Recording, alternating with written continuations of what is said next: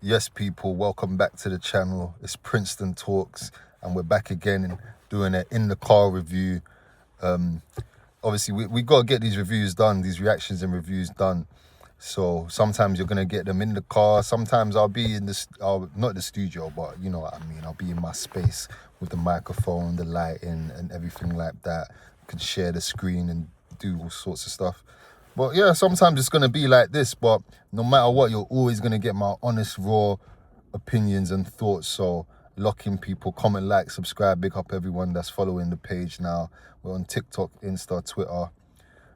Yeah, man, we're just trying to work. Cannon on the Calf is an Arsenal podcast we're doing now. That's going to be dropping hopefully weekly. Different Arsenal fan all the time. Most time it's going to be me and my boy Rix. You'll see him on there, but otherwise, any Arsenal fans welcome to jump on, join us, or even if Rix ain't there, or even if I ain't there, like, you lot are welcome to come onto the page and discuss Arsenal stuff, or just football stuff in general. But anyway, today, here to talk about Inter Milan versus Arsenal, Champions League, 7th game of the Champions League phase for us. So far, we was 6 wins out of 6. We played Inter Milan yesterday at the San Siro. We won 3-1, so that makes us 7 out of 7, top of the Champions League. With about, I think that was the second goal we conceded in this whole Champions League campaign so far. So absolutely nothing to complain about in the Champions League. In regards to this Inter Milan match, the lineup, I wasn't mad at it.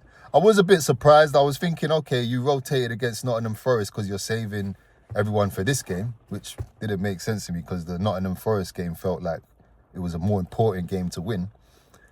But anyway, I see the lineup. I see Skelly at left back. I'm a bit like, okay, I'm in two minds about Skelly right now. Going forward, he still does his thing, but defensively, he needs to lock in. And what I can say, yesterday, he was locked in. Yesterday, we got that Skelly of last season. We got that, I used to call them the clamp twins. Skelly on one side, Timber on the other side. Winger comes, they just get low, strength, time tackles, interceptions. Great turnover of possession. But yeah, Skelly yesterday, I think he was immense, fam. I think he was probably one of the better performers out of the back line. And the back line was good. Timber, I don't really remember too much of him. He didn't really... going forward, yeah, Timber, like he does, innit? Causes problems in them half spaces, and obviously his cross shot led to the goal. That's how we went 1-0 up. So yeah, Timber does his thing. Raya, very good performance. Going short when needed to. Going long when needed to, but also obviously his distribution going short and just being part of the back line. Yeah, I think it's second to none. I actually think Raya is probably the best keeper in Europe right now. I would say that. As far as it goes for shot stopping, claiming crosses, and then distribution as well. Yeah. Don't forget penalties. Like, I know he had that penalty shootout against Man United stained his rep a bit, but penalties, Raya's elite as well. I won't lie to you. So yeah, back four, Saliba, General, marshalling, and then Mosquera. I know I was saying I was surprised to see him start, but boy, obviously that man knows something I don't know, because that guy was, yeah, man, I think he was, especially like the first half is when I really noticed it more. Even when Inter Milan got their goal, and big up, that was a very, very good strike. Mosquera's just, like, he's got a blocking on a shot. I think it's Thuram that's managed to get a yard, and he's trying to get his shot, and the block that Mosquera got in, I was screaming, yeah! Before, and then obviously it fell to my man, and they scored a banger, unstoppable. Raya, even, yeah, 2 Rayas wouldn't be able to stop that one. But yeah, Mosquera, yeah, and then even after that, there was another chance where he just ushered the attacker out wide, and then it's fallen to Thuram, and he's just skied it. But for the most part, I really, really liked Mosquera. I really liked him defensively and also in the build-up. In the build-up, I think, yeah, man, these lot. So just get a bit nerdy a bit.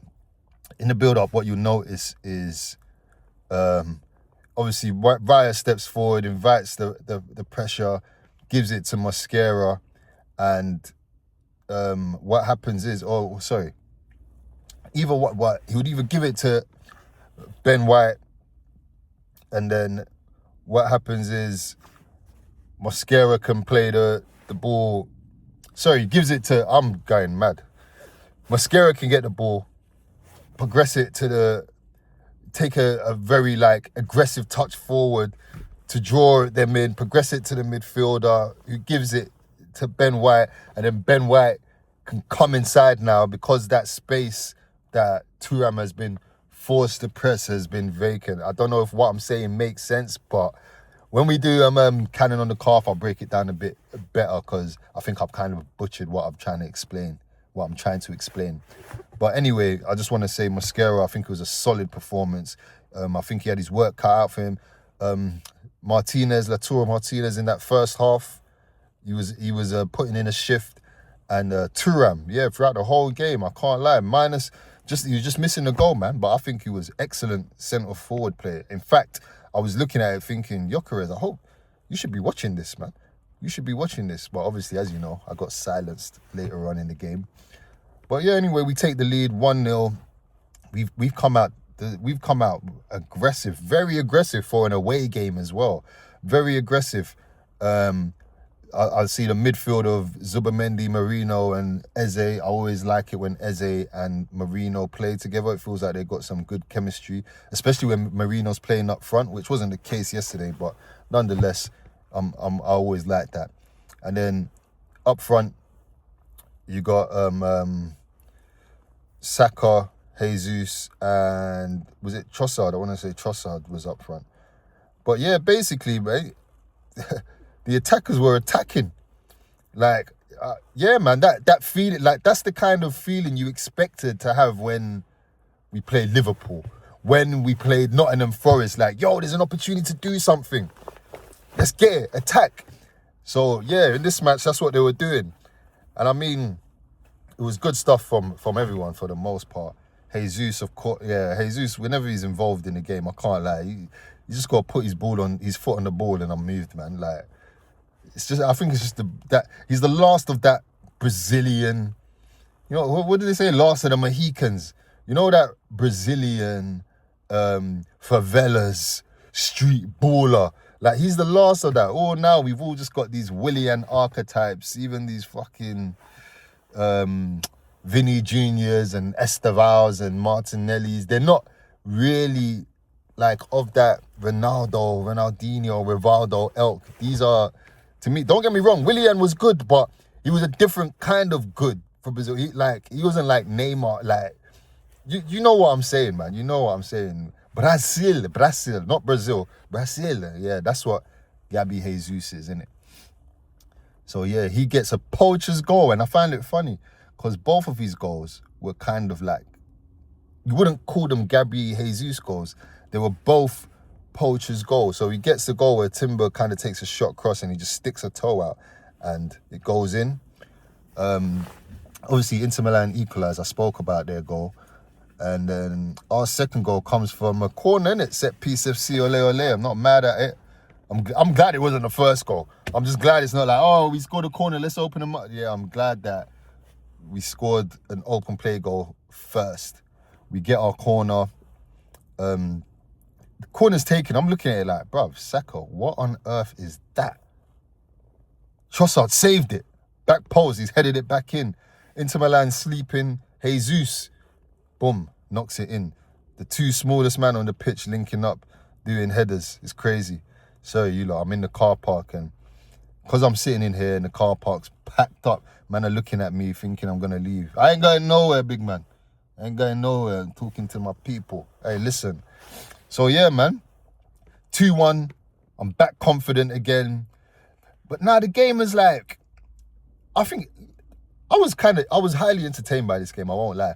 I think it was a good back and forth. I don't think it was like one of them games where Arsenal's just dominant and we just can't find a way. I felt like it was a game where, yeah, we had dominant periods, we had good attacking spells, but they also had their chances. They had good breaks. They had some attacking spells. They had near misses. Raya had to get down low for some shots. And like, Yeah, man, it was actually it was a competitive game, a very competitive game.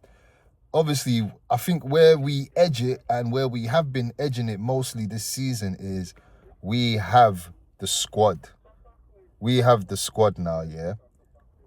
And with that squad, I feel like it's edging us over everyone else where when it's getting a bit cagey or tight, we can change stuff and we don't lose that much quality. Sorry, look, I'm on a work break. Some car park logistics. But yeah, what I was saying is where I think we differ from a lot of our competition, whether it's the league or the Champions League, is we do have that squad depth. When you got players like Gyökeres, Martinelli, Rice, Ben White, Gabriel coming off the bench when you're already winning, that's a strong position to be in. And I know some of you might hear those names and think, what? Those ain't world beaters. These are Premier League proven top players, man. As much as a lot of people, I was probably one of them. So I've got a bit of grace for him now. Might not have wanted Martinelli to stay or liked Martinelli as a footballer. He has proven that he's a decent winger, and he can definitely be a part of a Premier League squad that's challenging for a league. So that says something. So anyway, yeah, when you can bring that off the bench, players that could have started, basically, you can bring that off the bench. Yeah, man, I get the finishers, innit? I guess Arteta's right, the finishers, because that's what they came on and that's what they came on and did. Saka had a chance. He could have played in Gyökeres. It happened again, innit? Saka had that chance. He could have played in Gyökeres. He went for the shot instead. Now it's starting to become a real question. Is it agreed to? Like, I'm starting to think, is Saka trying to get his own form up? Is he thinking, brother, like, I ain't been in the greatest form. I'm trying to get my numbers and my form up. It's a World Cup. Yeah, I'm not here to play this season. Eat what you kill. Or is it, because it can't be I don't trust him in that situation. That's a tap-in. That's a tap-in.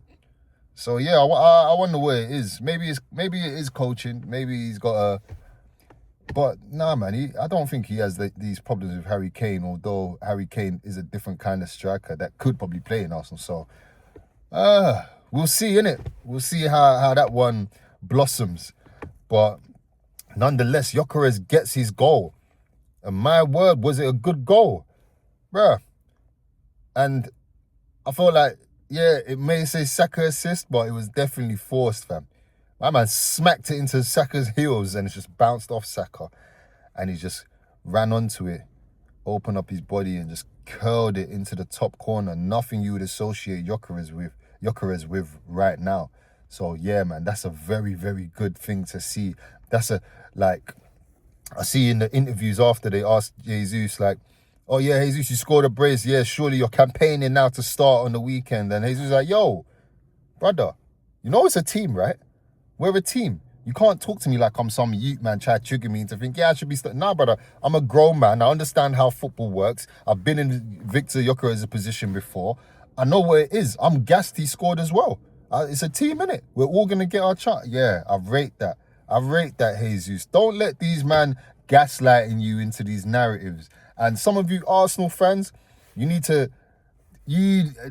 take a note out of Jesus' book, because some of you, man, are allowing man to gaslight you into oblivion. Oh, the guy didn't step on the pitch and we won. Bro, do you know how stupid you sound when you say that? Do you know how stupid you sound? So now if someone turns around to you and says, oh, Eze didn't step on the pitch, we beat Villa and we won. And when we played Villa last time, we lost. So what now? Are you going to reply to that? Come on, man. Let's just be guided here. Let's stop all this trying to pit players against each other. I understand calling out a player that's not performing, but sometimes I feel like people are going too far. Bench this guy, take the armband from him. Oh, we're forced to watch this guy and da-da-da-da. And like, bro, you're good. The only thing you're going to do is make other Arsenal fans tell you the truth about other players.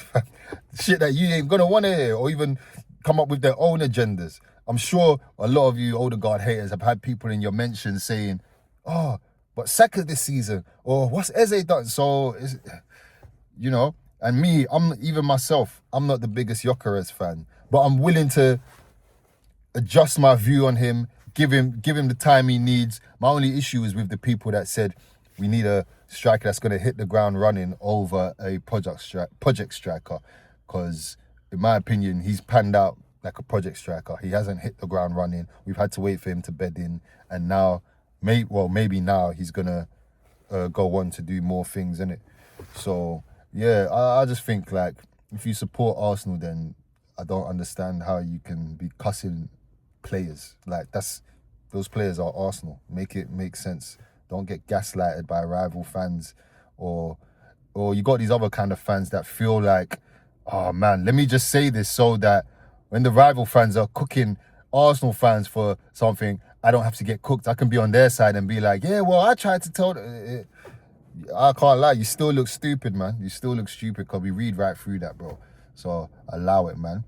Big up the players, they performed today. Eze, I did like Eze. I liked what he was doing. Again, him and Odegaard are not the same player. Eze is not like an 8 that's gonna come in deep, get 2 touches here, try to dictate the speed of play. No, that's not his game. Yeah, Eze needs to be much closer to the box. Eze is a 10. Odegaard isn't a 10. They literally wear it on the back of their shirts. It's crazy that man are explaining this. But yeah, so Eze, like I said, he's not going to do the Odegaard things, but the Eze things he was doing, I still like them. I believe the first goal comes from him trying to just drive centrally. Yeah, it doesn't come off, but it falls. It ends up falling to timber. So that's good work for me. He managed, I don't know if he got 1 or 2, but he definitely got 1 shot off that I was thinking, ooh, it was a left footer, but Eze very good on both feet, so I was thinking something could come of it. But for the most part, he was trying. He was a bit quiet, but he was trying to get involved in the game. But this is what I'm saying, people. Everyone like saying, yo, this guy should be starting. Like, well, he's still bedding into the system. One of my mates always says it. In fact, Ricks always says it. Big up Ricks, Cannon on the Calf podcast. Lock into that, people. He always says it. Fam, this Arsenal team, there's a lot of data to download. There's a lot of information to download. The squad you're looking at is probably some of the highest IQ players, because the meticulous way Arteta wants to play football and dominate every phase, there's so much information to download and retain. So for Eze, who is a Premier League proven player and is talent that we've seen, even in an Arsenal shirt, I think with that one, yeah, it's just a matter of time. It's just a matter of time, man. Also, Ranieri to Marseille, I've done a little video on it. Hurt me, man, because in my opinion, there's no way Madueke starts right wing over Ranieri, but obviously his people or Arsenal, someone wants him to play in central midfield, where I don't think it's his best position right now. I think he's still got a lot of developing to do. I think if he was playing him in a way where he's much closer to goal, where it's like he gets the ball 2 touches, he can get a shot off or something, yeah, that could work. But where he's got to come deep and do all it, like, yeah, right now it's too much responsibility for him, and I don't think he's able to do it. I think right wing, yeah, he can get that off all day, but that's a conversation for another day, people. Big up Inter Milan, San Siro. Yeah, you always worry going there, but Arsenal showed out. Well, I can't be bothered to get into Inter Milan standout performances, but yeah, for me, the main one was Thuram. I really liked what I saw from Thuram, even though he didn't get a goal. But yeah, man, that's the 4th away game in a row. The final one, we finally go back home to host Man United, and we've left with 3 wins and 1 draw. So all in all, I'd say that was a good result. That was a good result out of them 4 games. Let's look ahead into the next 5 games and see what we get out of that, because I personally feel like the next 5 games could, I don't want to say it could like end the season, but it could like really stamp the market down of, yeah, okay, this is happening, or okay, this ain't happening yet. Love, people. Comment, like, subscribe. Princeton Talks. Yeah, man.